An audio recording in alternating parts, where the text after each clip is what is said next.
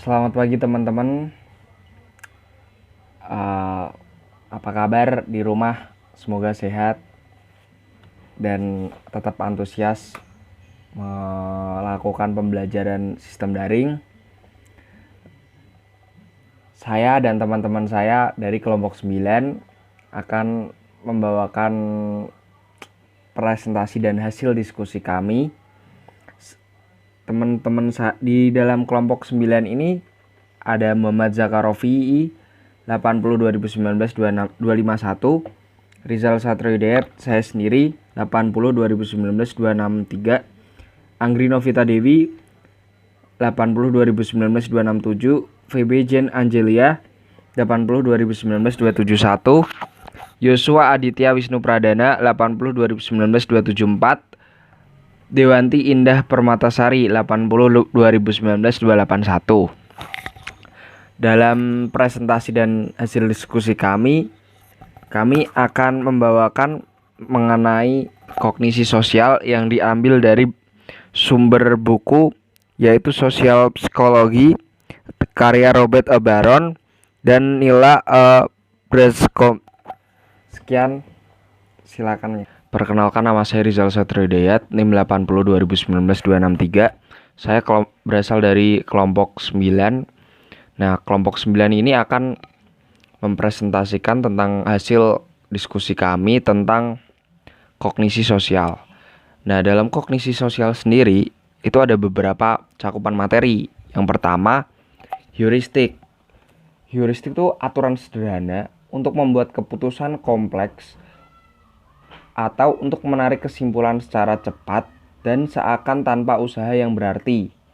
Nah, heuristik sendiri itu ada dua. Yang pertama itu keterwakilan dan ketersediaan.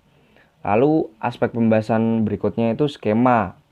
Skema merupakan semacam kerangka untuk membantu individu dalam mengorganisasikan informasi suatu fenomena. Oke, dalam skema ini tuh ketika kita mempunyai masalah, kita dalam jalan keluarnya kita akan membuat skema seperti alur untuk menyelesaikan masalah tersebut. Dari tahap 1 sangat terkait erat dengan yang namanya kognisi. Nanti akan dijelaskan pada materi oleh teman saya.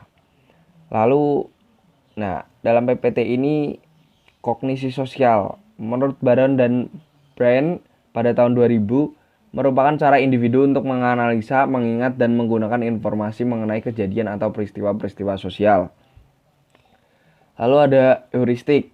Seperti yang saya katakan, heuristik merupakan aturan yang sering kita gunakan untuk membentuk inferensi dengan cepat dan minim usaha. Nah, terdapat dua macam heuristik. Pada saya akan menjelaskan tentang keterwakilan. Yaitu keterwakilan itu sebuah strategi untuk membentuk penilaian berdasarkan sejauh mana stimuli atau kejadian yang sedang terjadi memiliki kemiripan dengan stimuli atau kategori lainnya. Nah, contoh nih, saya mengenal Zaka sebagai pribadi yang teratur, iramah, rapi, dan memiliki perpustakaan di rumahnya. Nah, dia tuh sedikit pemalu. Namun saya tuh tidak mengetahui apa background pekerjaannya Zaka. Nah, mungkin kita langsung menilainya sebagai pustakawan. Lalu yang kedua, heuristik ketersediaan, yaitu strategi membuat keputusan berdasarkan seberapa mudah atau informasi dapat dimunculkan dalam pikiran kita. Nah, contohnya gini nih. Contoh nih, banyak orang merasa lebih takut tewas dalam kecelakaan pesawat daripada kecelakaan di darat. Nah, padahal kan faktanya kecelakaan pesawat itu jauh lebih kecil dibandingkan jumlah kecelakaan yang ada di darat. Nah, hal ini terjadi karena faktornya itu mungkin media itu terlalu menyorot kecelakaan pesawat dan membuat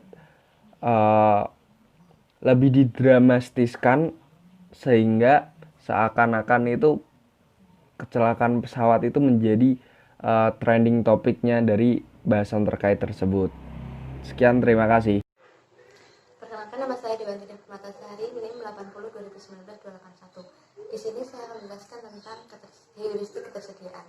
Heuristik ketersediaan ini merupakan sebuah strategi untuk membuat penilaian berdasarkan seberapa mudah sesuatu informasi spesifik dapat dimunculkan dalam ingatan kita. Penggunaan heuristik ini sering menghasilkan pemikiran yang masuk akal. Bagaimana juga fakta bahwa kita dapat mengingat beberapa tipe informasi dengan cukup mudah menandakan bahwa mungkin informasi tersebut bersifat penting, sehingga memang harus membentuk penilaian atau keputusan kita. Namun, mengandalkan ketersediaan dalam pembentukan penilaian sosial juga dapat berujung pada kesalahan. Secara spesifik, hal tersebut dapat membuat kita menafsirkan terlalu jauh kemungkinan terjadinya peristiwa yang dramatis namun langka karena kejadian tersebut mudah diingat. Kemudahan mengingat suatu kejadian mempengaruhi penilaian yang sesuai terhadap diri kita sendiri melebihi penilaian orang lain. Penilaian terhadap objek familiar akan lebih mudah diingat karena objek tersebut memiliki informasi yang penting dan menarik dibandingkan objek yang kurang familiar karena tidak memiliki atau kurang memiliki informasi yang menarik ataupun penting. Yang selanjutnya yaitu heuristic encoding dan adjustment.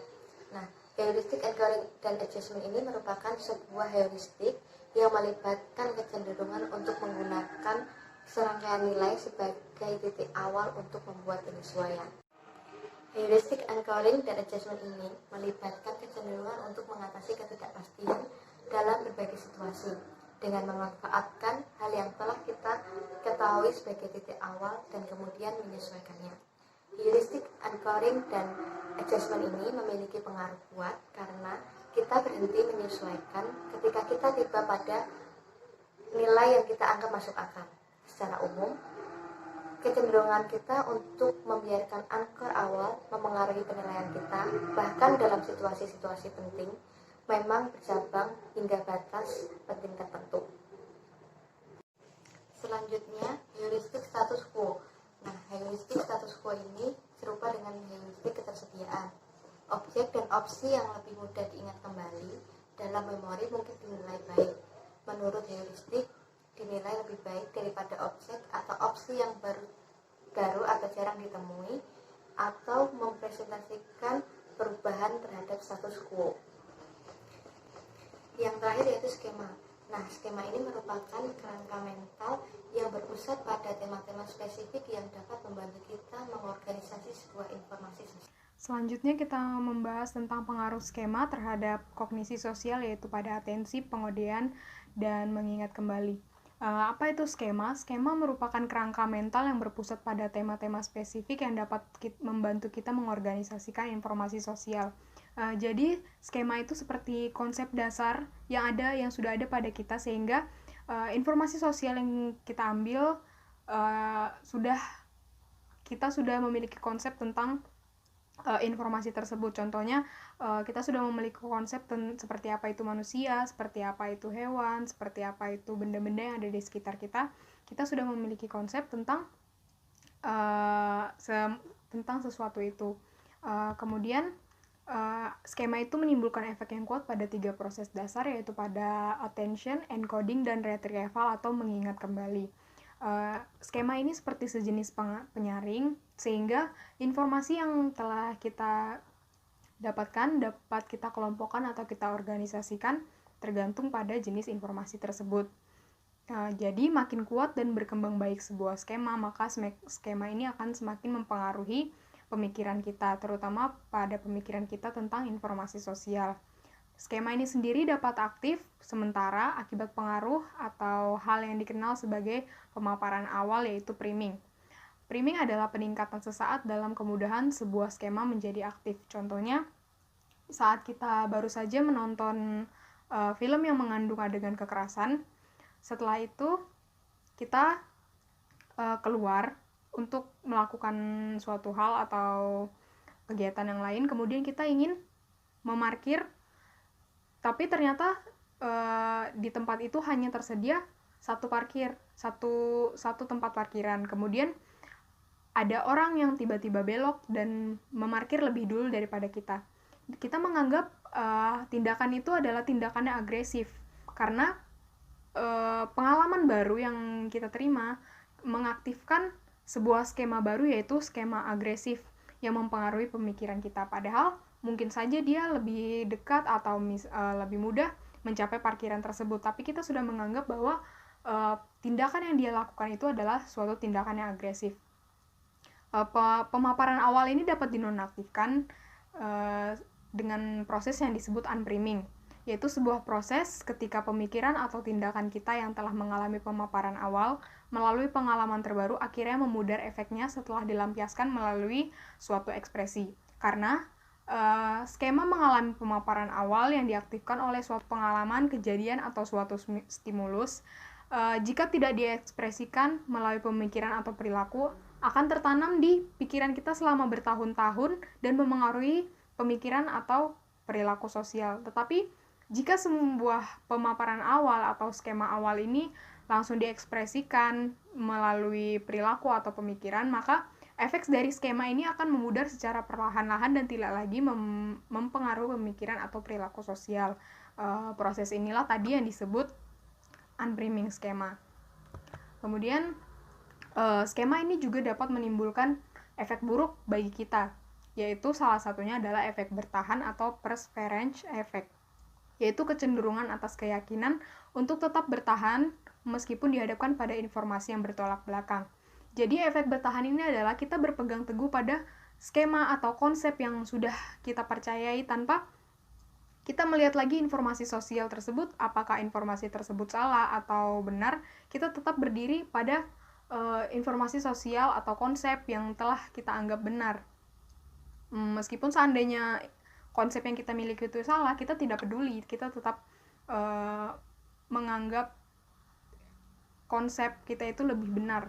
Kemudian, bila efek bertahan ini dilanjutkan secara terus-menerus, maka akan timbul efek self-fulfilling, yaitu skema mempengaruhi respon kita terhadap dunia sosial sehingga menjadi konsisten dengan skema yang kita miliki.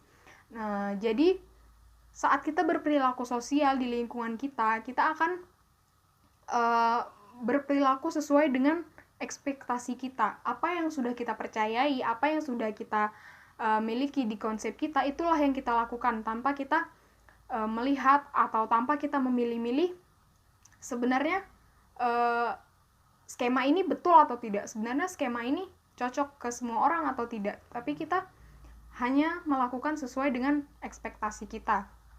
Kemudian yang kedua ada penalaran melalui metafora, yaitu bagaimana sikap dan perilaku sosial dipengaruhi oleh gaya bahasa.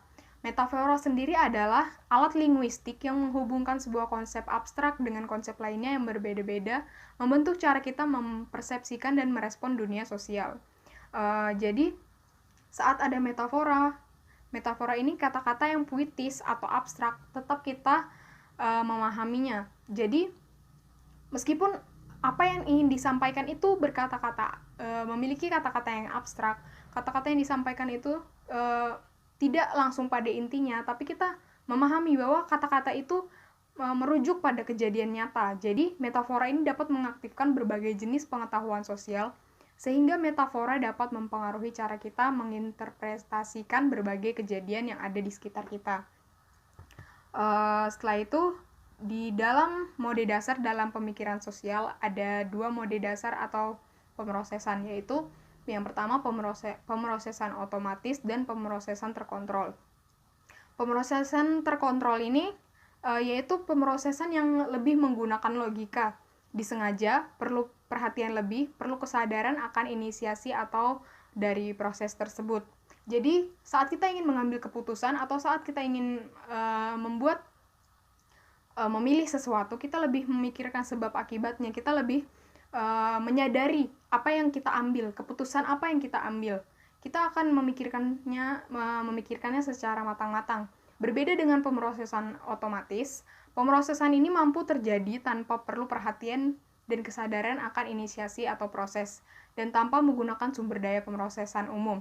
pemrosesan otomatis ini dapat berlangsung secara tidak sengaja dan terjadi di luar kesadaran. Contohnya saat kita ingin memakai sandal atau saat kita ingin memakai baju, ketika kita ditanya, kamu memakai sandal menggunakan kaki kiri duluan atau kaki kanan duluan, kamu menggunakan baju, memakai baju memasukkan tangan kanan duluan atau tangan kiri duluan, tentu saja kita tidak ingat karena saat kita melakukan itu, kita melakukannya secara refleks, kita melakukannya secara otomatis tanpa kita perlu berpikir lagi harus pakai tangan kanan atau tangan kiri ya, harus pakai tangan kaki kiri atau kaki kanan.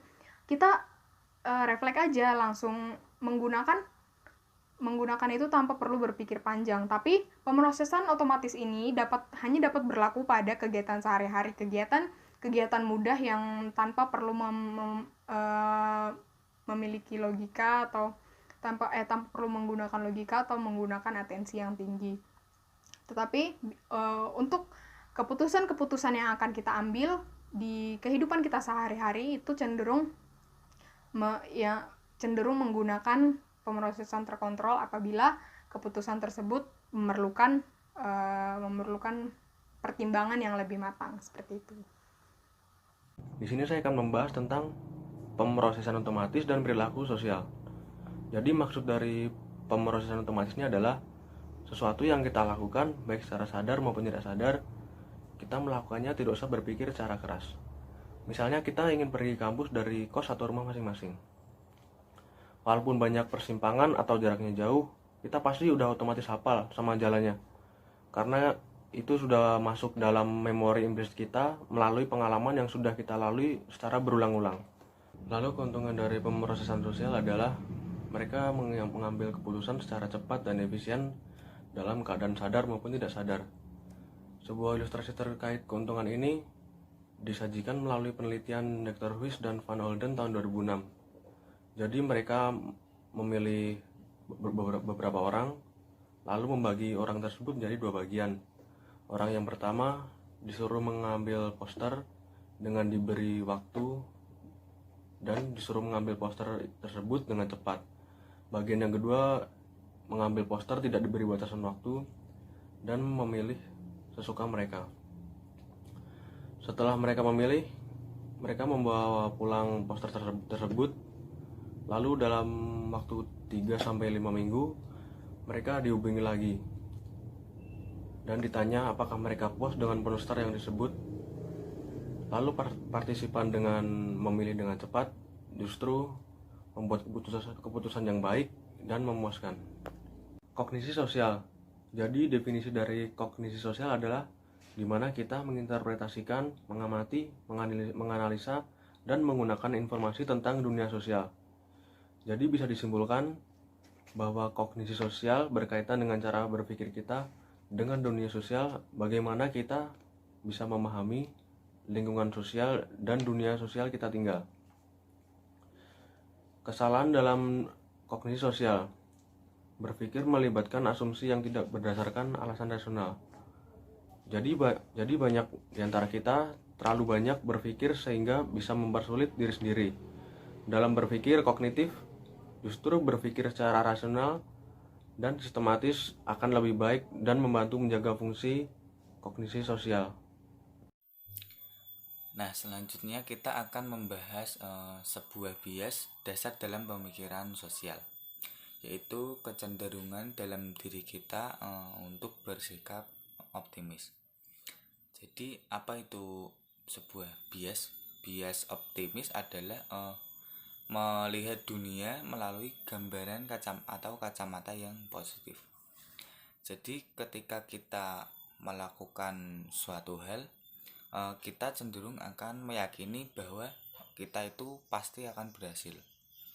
Walaupun ada kemungkinan orang itu akan gagal, tapi mereka itu tidak menanggapinya secara serius. Jadi ini saya akan berhasil. Masa lalu yang suram versus masa depan yang gemilang, yaitu optimisme yang sedang beraksi.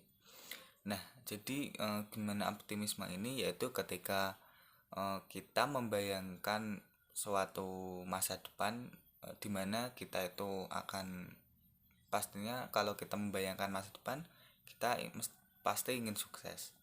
Nah, dan di saat itu pula terkadang kita sering memikirkan kegagalan pula di masa lalu kita.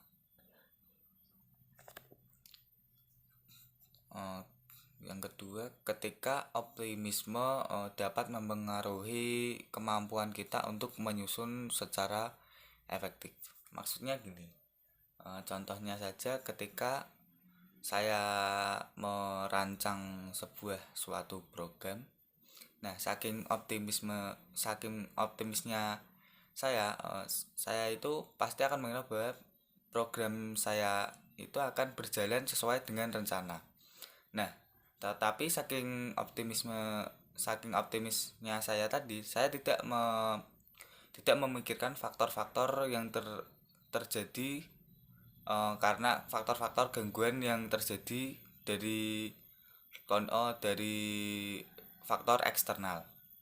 Contohnya ketika saya ingin membuat suatu rumah misalnya, target saya jadi selama 2 bulan.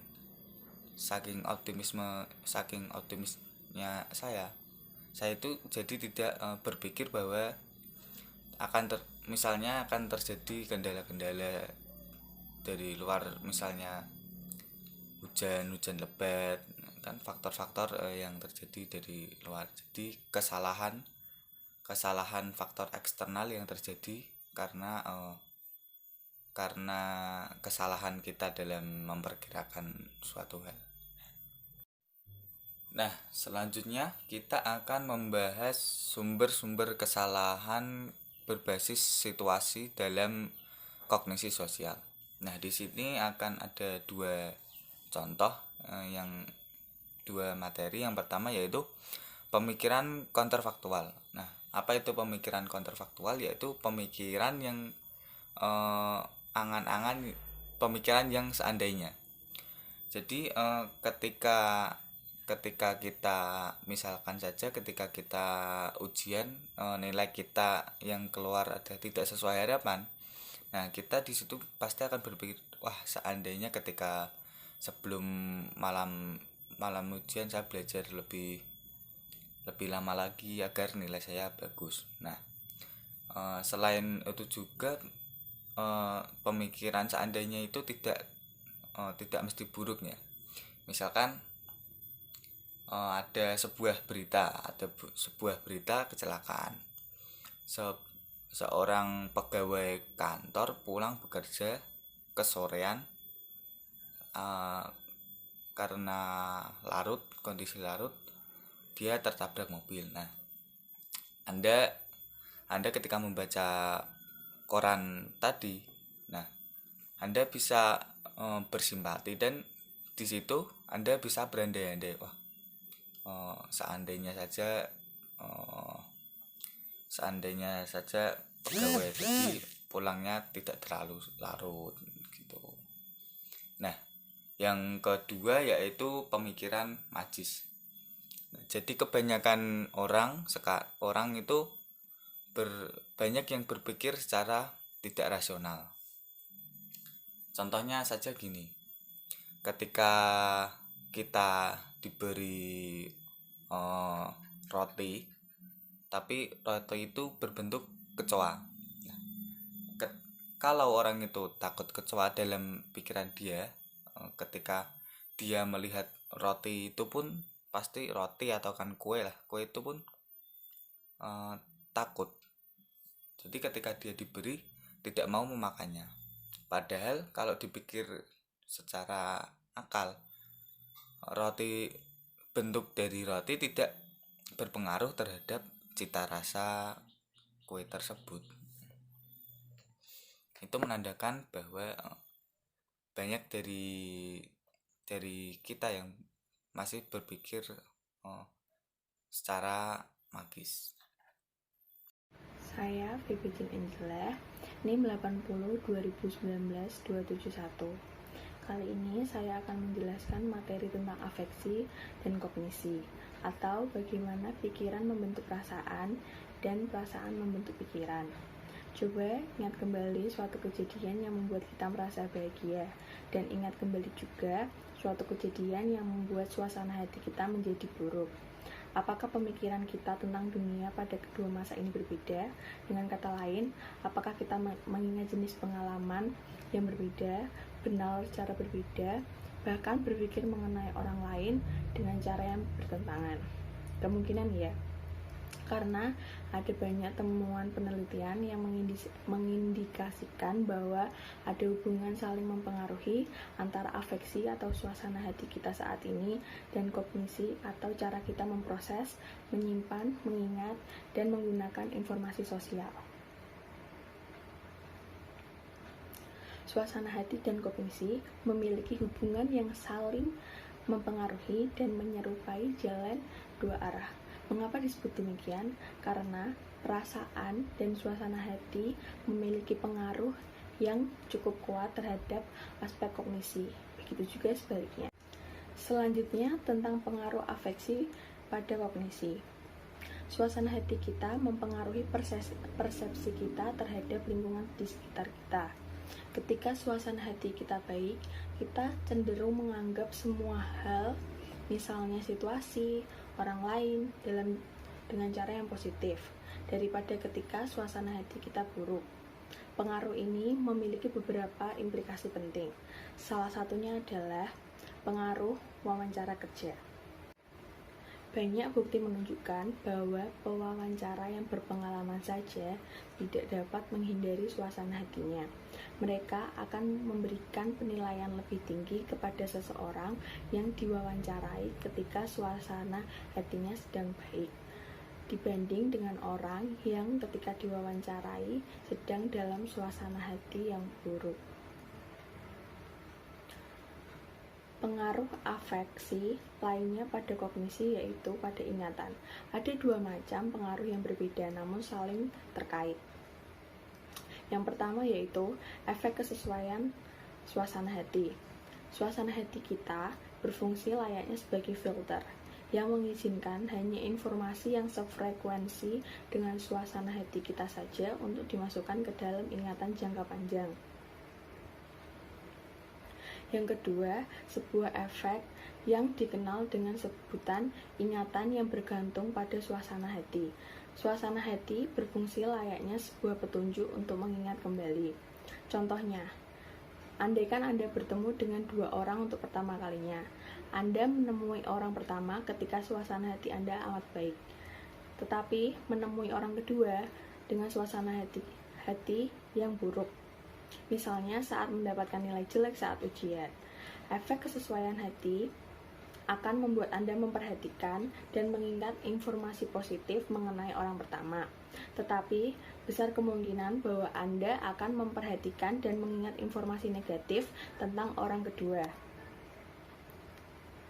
Beberapa penelitian menunjukkan bahwa suasana hati yang gembira dapat meningkatkan kreativitas. Mungkin karena perasaan senang dapat mengaktifkan dan memunculkan banyak ide dibanding perasaan negatif. Selanjutnya yaitu pengaruh kognisi pada afek. Penjelasan tentang pengaruh ini adalah teori emosi dua faktor. Sebagian besar penelitian mengenai hubungan antara afeksi dan kognisi berfokus pada pengaruh perasaan terhadap pikiran. Namun, ada juga bukti kuat yang menjelaskan pengaruh pikiran terhadap perasaan. Satu penjelasan tentang pengaruh ini adalah teori emosi dua faktor. Teori ini menjelaskan bahwa kita sering tidak langsung mengetahui perasaan atau sikap kita sendiri, karena reaksi internal seperti ini sering bersifat ambigu. Penjelasan kedua, kognisi dapat mempengaruhi emosi melalui aktivasi skema yang di dalamnya terdapat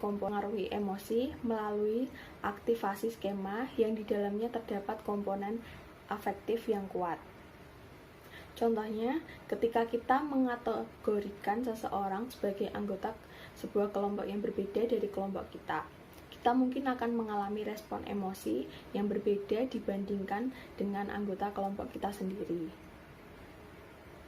Penjelasan ketiga, pikiran bisa mempengaruhi afeksi kita, melibatkan usaha kita dalam mengatur emosi dan perasaan.